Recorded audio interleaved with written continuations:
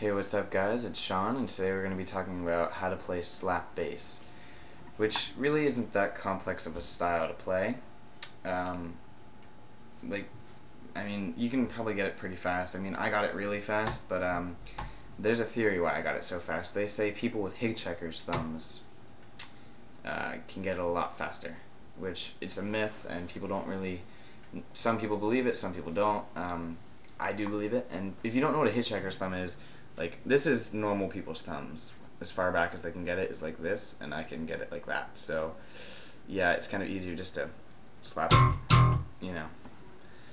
But basically what you're going to be doing is you're going to be slapping with, like, yeah, this part of your thumb right here, where like there's a bony part if you feel it, kind of, and you're going to be just like that kind of a motion. And then with your, it's going to be generally your index finger. You might need two fingers at once for like a chord slap. It's just basically hooking up. Like, you're going to wrap your finger under the string and yank it up. So, and then like, you could probably get the idea if I kind of put my bass like this. Like that. And let me give you an example of a slap song. And when you slap, though, it's going to be mostly in octaves. Which, okay, let's say you wanted to play a C in an octave. So here's your C. That's the same note. Which, it's going to be like, you're always going to skip a string when you want to play an octave. So if I want to play the C octave, it's going to be the 3 on the A string and the 5 on the G string. And it's the same no matter where you go with it. So, on bass anyways, guitarists, when you get to the G string, you kind of have to move up. But not us, we're lucky. But like, okay, I'm going to move it down, the exact same thing, this would be a D.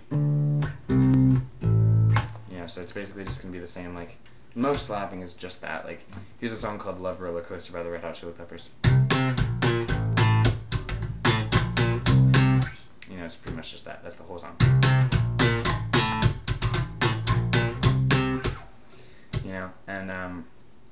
And really, once you get slapping, it's just really easy of a concept, most people when they slap, it's just gonna be just that, it's just gonna be that rhythm. But something you don't see very often, which I love to do, is triplet slap, which is down twice with your thumb, like, and then if you get good enough, you can like move it down all the kind of thing. It's crazy. Just like experimental bass, like, tell your like guitarist to play rhythm for a while if you're in a band, and like just start experimenting with slapping. Like, follow the drums and start building the beat, and it's always fun. But that's basically the concept. It's just slapping, and when you do it, you don't want to like do a wimpy one. You want to be very aggressive. Like, don't worry about breaking a string. It's a bass. You're not going to break a string, most likely. Maybe a G string, depending if you like do an incorrect one, like yank the shit out of it. But basically, it's really not that hard of a concept to get. Once you get it down, you'll be good. But one thing you want to do is keep your thumb straight. I might have talked about that earlier. I don't know. This is my third take of this video because my parents won't shut up and they start yelling every time I make a video. But so sorry if I'm addressing this again. But keep your thumb straight. I see a lot of people slap like this, sideways kind of. You don't want to do that. You want to keep your thumb straight. That way, when you go to slap on your A string, it doesn't come out sounding like this. A lot of strings. So if you keep it straight, you won't have that problem.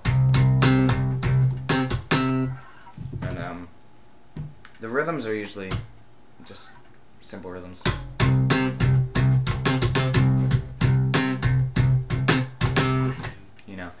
But once you get the idea of it, it's pretty simple, straightforward, And yeah, you're not probably going to be using it all the time to play bass. It's not the most important concept to get, but it is a fun one, and it is a good one, especially if you're going to be playing some funky stuff like earlier Chili Peppers or, stuff like that. What else is there to talk about? Oh, some basses are easier to slap than others. Like, this is a Fender Precision bass, or P-bass, whatever you want to call it, which these basses are known for their slapping tone, and they are amazing. I mean, like, it's such an easy bass to slap. Like, I have a fretless, and I can't really slap that at all. Like, you know, you're not supposed to anyways because it's fretless, but you just can't, you know. And then some basses are really hard too. Can't really think of an example right now, but like if you go into a Guitar Center and like just pick up a bass, like every now and then I find one, it's just really annoying and it feels like you're forcing it to slap.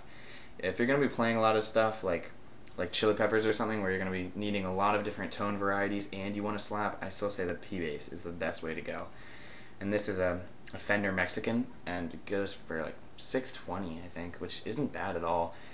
But for what it is, I mean, the tone's amazing. You can get so many different sounds out of it, and then still slap. It's just like, I don't know, it feels like the bass is going with you instead of you're forcing it when you slap, you know, which a lot of basses do. But generally when you slap, you're gonna want like your volume turned all the way up, and you're gonna like, if you have like a 3-band EQ, which is basically like you'll probably have 4 buttons. Like you're gonna have a like a bass, a treble, and forget what they call the last one, a mix. I always call it. It's something else. I know, blend or whatever. But like for me, I just have one. So bass is this way, treble is this way. You just add a little bit more as you go. I always go more for treble whenever I do, and you're gonna want a trebly sound. But if you have a 3-band EQ, you might want to boost the bass and the treble. More treble though than you would normally use, just to get that sound out, you know. Because you can do a very bassy slap, like, but treble is always better. It just depends, you know, what you're doing.